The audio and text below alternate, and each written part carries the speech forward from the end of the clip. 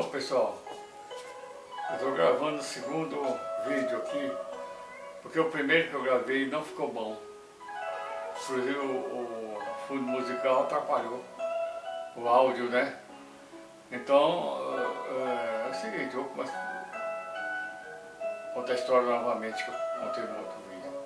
É o seguinte, a gente morava no interior lá de Minas e a gente morava no sítio de uma pessoa lá e trabalhava dividindo as coisas, falava meia, né? Então a gente plantava e quando colhia os produtos, era metade da gente, a metade do dono das terras, né?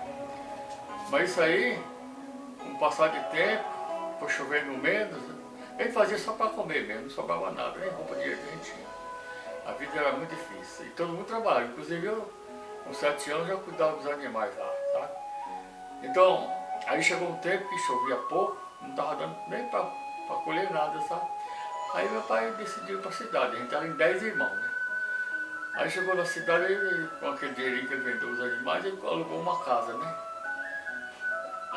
Mas só que lá não tinha opção de trabalho, né? E o pessoal, a gente era tudo preparado, inclusive meu pai não tinha opção. Trabalhava na lavoura, só sabia fazer isso aí. Na cidade era diferente, né? Aí a vida piorou muito, né? Aí chegou um tempo que o dinheiro que ele tinha, que ele vendeu para os animais, acabou, né?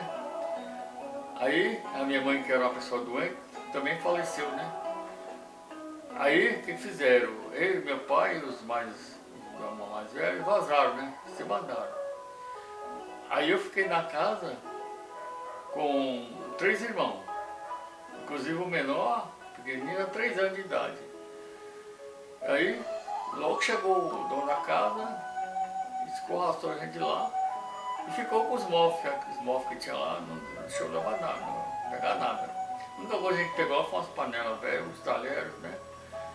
E ficou o quê? Perambulando o bairro lá do Roxo Verde e Sintra, 2 bairros ligados, né? Isso foi em 1950, certo? E naquela época, o pessoal lá, aquele pessoal que tinha alguma coisa, não dava nada para ninguém, não dava mesmo. Naquele dia que a gente saiu, a gente foi de um lugar abandonado que tinha bananeira, a gente viu que a coisa achou lá as bananas verdes lá, mas como eu não tinha comido nada, a gente assou aquelas bananas e comeu, né? No outro dia a gente foi numa padaria lá, que a gente conhecia, a padaria chamada Flor do Sertão, eu lembro até hoje. Pediu os pão velho pro dono lá, a gente já pediu o pão, falou, você não serve para vender, dá pra gente. O cara não deu. Porque naquela época ele tinha as coisas, não dava nada para ninguém. Era pessoal, 90% daquele pessoal não prestava. Discriminava muito a gente, sabe? Porque estava jogado lá e não tinha ninguém para dar apoio para a gente. Então, inclusive outra coisa muito ruim que acontecia com a gente lá, é que a gente apanhava muito. O pessoal na rua apanhava muito. Aqueles caras que tinham esse cara com aquelas ideias de jirico lá, que cara maldoso, colocava os filhos deles para bater na gente, só para se divertir, dava risada ainda. Até o pequenininho que tinha 3 anos apanhava também, certo? É aquela vida de desgraçada mesmo. Se aquilo foi infância, para mim, também foi um filme de terror, sabe? Né? Então, veja bem, como a cidade era pequena, eu comecei a rodar a cidade. Com meia hora eu rodava toda a cidade, né? Em 1950 a cidade era pequena. Aí meus irmãos mais pequenos iam no lixão e catava garrafa e vidro, colocava areia e lavava, né? Quando estava bem limpinho. Tinha um senhor lá que fazia remédio caseiro, tinha uma farmácia para fazer remédio caseiro. Dava umas moedinhas para eles comprar para ajudar os moleques, né? O que os moleques faziam? Os moleques, aquele dinheiro só dava para comprar pão e groselha. Era a refeição da gente, né? E eu saía sempre procurando alguma coisa. Inclusive tinha um trem de passageiro que fazia Belo Horizonte a Bahia. Eu passava em Moscou meia-noite. E sempre, todo dia à meia-noite eu ia para a estação, que vinha aqueles passageiros, aquelas pessoas viajante falava naquela época para Montes Claros, descer em Montes Claros. Então eu pedia, deixa eu levar a mala, levar alguma coisa. Aí eu dava um trocadinho, né? Ia até no hotel com eles, aí me dava um trocadinho. Aí no outro dia o que eu fazia? Eu comprava quirela, aquele arrozinho bem quebradinho, que só serve para dar passarinho. E a única coisa que sobrava, aí comprava um pouquinho de banha, nem outro tipo de gordura, de óleo não dava para comprar, era banha mesmo. Aí tinha uma panela velha lá, fazia um tijolinho, fazia um foguinho, com água e tudo, não tinha sal, não tinha nada. Aí fazia aquela papa, todo mundo comia e gostava e achava bom, porque se a refeição era pão groselha, então aquilo era um banquete para nós. Tudo bem, aí seguimos a vida. Aí meus alunos sempre fazendo isso aí, eu pegando o vidro lá no lixão e tal. Nem no chão não tinha nada que prestava, era a vida miserável, porque 90% daquele pessoal que tinha as coisas não dava nada para ninguém, era pessoal muito ruim, pessoal ruim mesmo. Aí, andando na cidade, aí uma pessoa que estava na oficina lá, falou, você quer trazer um almoço para mim? Eu te dou umas moedinhas. Beleza, eu pegava qualquer coisa para ganhar dinheiro, para tentar sobreviver, né? Aí, antes da mulher fazer almoço, ia para casa pegar almoço, a marmita para levar para casa. Chegava antes, parece que ela me dava alguma coisa. A mulher era tão ruim, tão miserável, ruim daquele jeito eu nunca vi. Não dava nem resto de comida para mim, certo? Você vê que é gente da pior qualidade que existe, negar a comida para a pessoa que está com fome. Então pegar aquela marmita, aquele cheiro da comida, aquela fome. Aí eu me comparo com aqueles cachorros que ficam naqueles aparelhos que assa frango, sabe, babando. Assim eu ficava. Levava uma marmita pro cara lá e me dava uma moedinha lá e foi levando essa vida, né? Aí teve uma época que apareceu um casal de senhores lá, que tinha uma fazenda lá perto e estava procurando uma pessoa para trabalhar. Faz serviço leve, de preferência moleque, né? Aí eu peguei, né? Aí eu fui, né? Mas chegou lá, foi uma grande furada. Por quê? O senhor não era ruim, mas a mulher era uma bruxa, era uma megera, uma bruxa daquelas pessoas ruim mesmo. Ela batia em mim, batia de pirata, que é, não sei se você conhece, é um couro trançado, e batia em animais, tem um cabo de pau, tem uma argola assim. Só que ela batia em mim com aquilo lá. Quando fazia qualquer coisa que achava que não estava certo, ela batia em mim, certo? E outra coisa também, e me castigava me colocando num porão escuro a noite toda. E eu ficava sentado no chão, nem dava para dormir, porque tinha morcego, tinha rato, tinha tudo. É tanto que eu peguei uma herança maldita, que se hoje eu pegar um trauma, que se me colocar num lugar escuro, eu entro em pânico. Na minha idade posso afetar um infarto, certo? Então, voltando um pouquinho atrás, como a única coisa que a gente tinha lá, que fazia, cada um tinha um papelão, era a cama, né? Me enrolava um papelão, dava com o papelão embaixo do braço, procurando lugar para dormir, né? Tinha aqueles lugares abandonados lá, aquelas casas caseiras, aquele lugar abandonado lá. A gente dormia ali, né? Quando a gente não achava, a gente dormia na praça dele, né? Então, o que eu falo para você, ali foi a infância, para mim foi um filme de terror, sabe? Foi mesmo lá o calçado do Hitler lá, é a mesma coisa, certo? Que a gente sofreu ali, na época, criança precisava de apoio, não, era massacrado. E é humilhado, quando a gente passava na rua, os caras, esfomeados, esfomeados, por uma pessoa, a gente esfomeado. E como falei para você, os caras colocavam os filhos deles para bater na gente só e dava risada ainda. Até os 3 anos de idade apanhava. Sempre estava fazendo isso, né? É tanto que a gente dava junto, às vezes, e quando via a pessoa assim, a gente se recolhia num cantinho, mesmo, eles encurralhavam a gente e batiam. Tinha o prazer de judiar da gente, não sei em troca do que aquilo lá, viu? Por isso que eu falo que aquela raça aí, em 1950 não valia nada, 90% era gente ruim. Hoje já é diferente. Hoje a geração é outra, a mentalidade dos caras é outra. Inclusive tem entidade de fora do país que ajuda lá. Naquela época ninguém ajudava ninguém.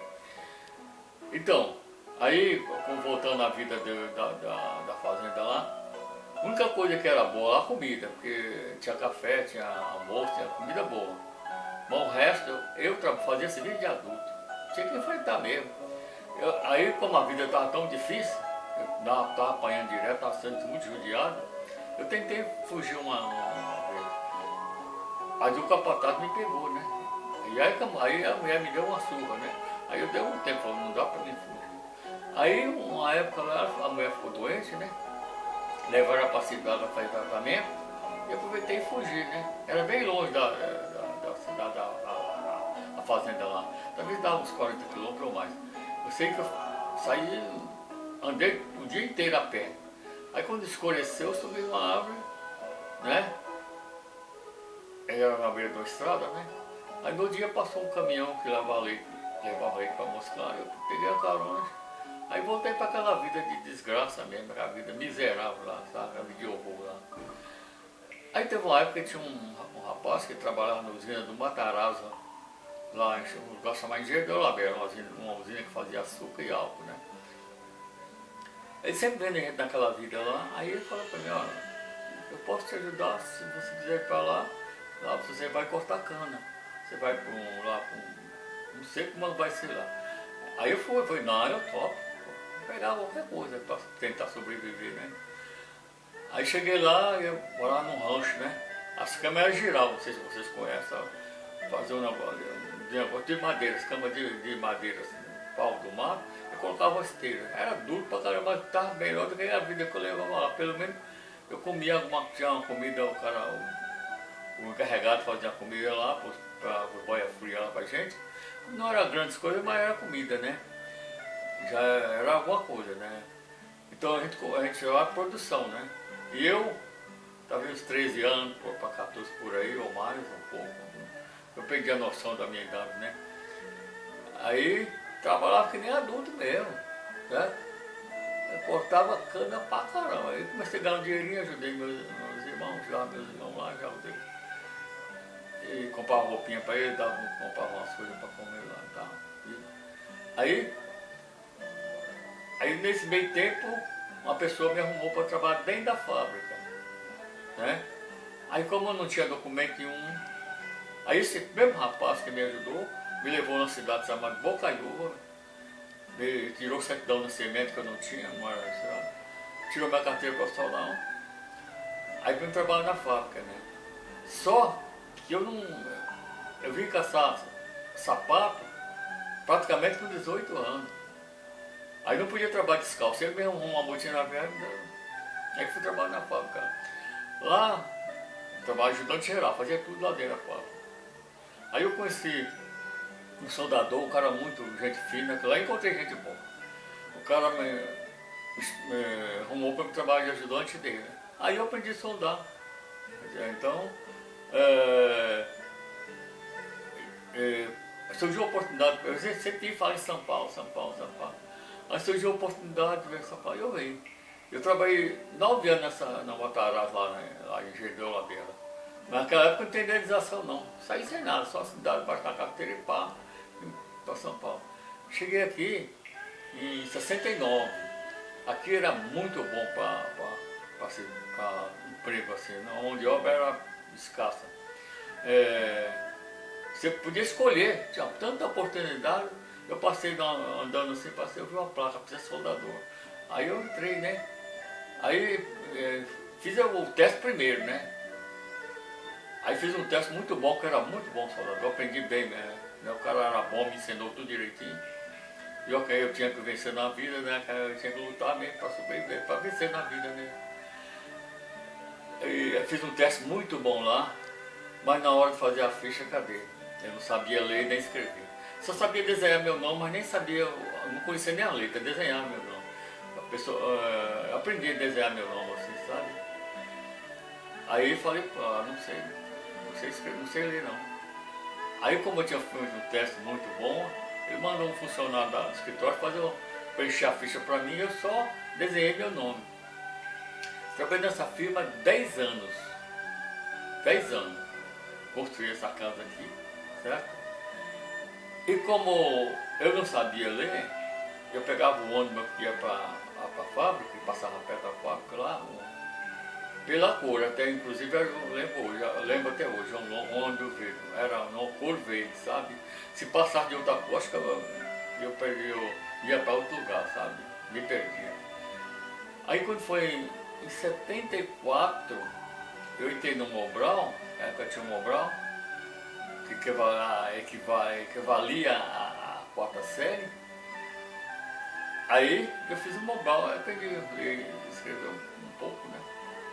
Então, estou dizendo para vocês isso aí, ó. São Paulo para mim está aqui, ó. Osasco está aqui. Então eu sou mineiro de nascimento, mas sou paulista de coração. Aqui que me tratou como gente. Pela emenda me trataram como lixo. Para mim, aquele pessoal de 1950 era lixo. Tá? Pessoa fazer isso com pessoa desamparada que nem eu, carente de tudo, o cara ainda fazer, se não ajudasse tudo bem, mas fazer maldade, aproveitar da situação é inacreditável, sabe? Então, como eu falei, hoje está diferente. Hoje a mentalidade pessoal é outra. Se fosse hoje, a gente não tinha passado daquele perrengue todo que a gente passou naquela época, né? Então veja bem, o que eu vou falar para vocês. Tem muito tempo que eu não vou lá, tá? Mais de 5 anos. Mas a última vez que eu fui lá, por acaso eu passei no bairro do Roxo Verde, lá em Sintra, né? Os dois bairros. Eu lembrei daquele lugar que a gente passava, aquele perrengue, aquela situação lá de miséria, sabe? De sofrimento. Eu me emocionei, certo? Então, falar que eu gosto, eu não gosto. Por quê? Eu lembro daquele lugar lá, mesmo, que fizeram ali com a gente, então o lugar, a cidade não tem culpa, mas os caras que moravam lá têm culpa, certo? Então aquele lugar para mim é maldito, sabe? Não a cidade toda, aquele lugar lá que a gente sofreu, né? Certo? Então o que eu falo para vocês eu agradeço muito por ter vindo para cá. Eu senti fosse vontade de mim, eu tinha nascido em São Paulo, não em Minas. Porque não me trouxe nada de positivo lá, pelo contrário, certo? Então eu estou fazendo isso aqui, por quê? Eu tenho 82 anos, vou fazer 82, ainda não tenho, vou fazer 82 anos, certo? Com essa epidemia que está girando por aí, eu sei, se eu pegar essa doença, não tem volta. Eu estou preparado mesmo. Eu vejo as coisas que acontecem com a pessoa da minha idade e por cima ainda tem várias doenças paralelas graves ainda. E se eu pegar, já ando tomando muito remédio para sobreviver. Se eu pegar isso aí, eu tenho certeza disso. Então, eu estou fazendo isso aqui, esse relato aqui, não é para ganhar nada, nem para promover, porque eu não sou ninguém para querer aparecer, né? Eu sou um cidadão lutador de produzir muito para o país, certo? Então eu sou isso aí. Até porque eu estou fazendo isso aí, porque tem parentes de primeiro grau meu, sabe, que não me agradece o que eu fiz por eles. E se eles soubessem, eles nem sabem, eu nunca contei isso para ninguém, né? Eu falei em detalhe assim, por alto, eu falei por alto. Se soubessem o que eu passei, dava mais valor para mim. Porque eles não passaram, já estão tudo adultos, mas não passaram 10% que eu passei. E acham que eu não sou a pessoa que eu esperava, certo? Então eu falo para vocês o seguinte, se força é aquilo lá que nós passamos, né? Aqui foi um filme de terror para mim. E outra coisa também, voltando lá atrás, quando eu vou lá, eu falei para o lugar que eu passo, até emociono. Eu olho para meus irmãos e emociono. Por quê? Só tem 2 sobreviventes, o pequenininho morreu. Eu tenho 2. Eu olho para eles, eu lembro. Eu vejo tudo aquilo lá. E já tem quase 70 anos. Mas eu lembro, certo? Uma coisa que eu lembro, não devia lembrar, mas lembro, certo? Então, eu, modéstia à parte, eu sou herói. Por quê? Porque a gente nunca pegou nada de ninguém. Eu nunca peguei nada de ninguém, sabe? Venci não. Cheguei a sobrevivi, sabe? Porque sempre, como eu falei, lá em casa era assim, tudo pobre, mas pobre mesmo. Estava abaixo da linha da pobreza. Mas a palavra era essa aí, ó, nunca pega nada de ninguém. A gente mesmo passando fome, não pegava nada de ninguém. Pedia, não dá, não desce, deixava quieto. Então pessoal, espero que vocês entendam isso aí. Eu não estou querendo nada de promover, nem ibope, nada, porque eu não sou ninguém, sabe? Eu sou um cidadão produtivo e produzi muito para o país. Inclusive eu trabalhei muito serviço importante, trabalhei em plataforma marítima, em Porto Aratu, na Bahia, trabalhei no Paraná, no Porto Paranaguá, em plataforma marítima que está operando a bacia de Campos. Eu produzi muito. Trabalhei em Itaipu, na barra de Itaipu, Três Maria, Paulo Afonso, trabalhei em muitas coisas que deu, produtiva, que eu produzi muito país, trabalhei na Volks, né? Trabalhei no metrô, tá? Trabalhei em terraplanagem, quer dizer, trabalhei na Transamazônica, naquela Transamazônica, Andrade Gutierrez, na época, fazia a empresa que fazia aquilo lá. E depois que eu aposentei, ainda trabalhei fazendo bico. Ultimamente, eu com 80 e cacetada, ainda trabalhava fazendo bico ainda, certo? Eu trabalho em salão de dança, eu era personal dança, né? Eu parei agora por causa da epidemia, mas nunca parei de trabalhar. Mesmo não tendo boa saúde e estando na idade avançada. Por quê? Porque com 7 anos eu trabalhava, né? Então, eu não quero, modéstia à parte, isso é verdade, certo? Eu não quero me provar em nada, eu falei que eu não tenho motivo para isso e não tenho condição para isso e nem quero isso.